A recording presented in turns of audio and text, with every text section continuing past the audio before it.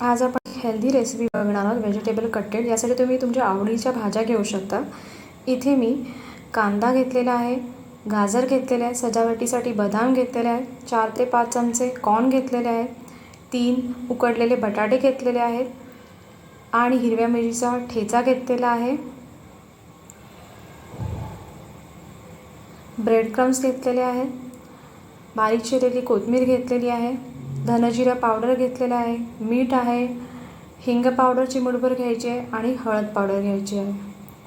इथे मी beetroot 1 cup घेतलेला आहे आणि बीटरूटचा ज्यूस 2 चमचे घेतलेला आहे आणि हे 2 चमचे कॉर्नफ्लॉवर घेतलेले आहे।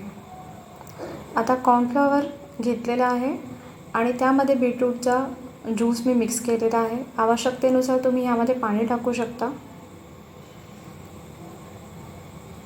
आणि याची अशा पद्धतीने एक पेस्ट करून घ्या। याचा वापर कसा करायचा हे मी पुढे सांगते तुम्हाला। आता एका ताटामध्ये उकडलेले बटाटे घेणार आहोत आपण,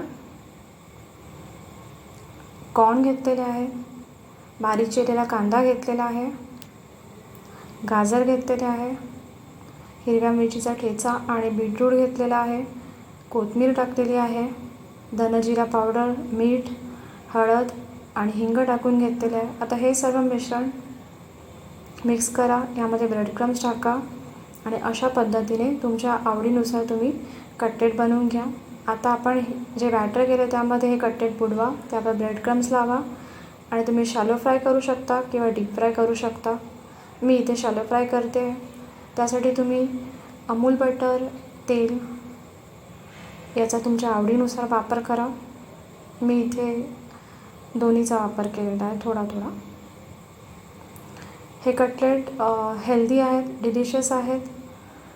तुम्ही हे लहान मुलांच्या टिफिनमध्ये देखील देऊ शकता किंवा ब्रेकफास्टसाठी किंवा डिनरसाठी देखील हे एक उत्तम ऑप्शन आहे। अशा पद्धतीने आपले कटलेट बनवून तयार झालेले आहेत। क्रिस्पी क्रंची कटलेट रेडी आहेत।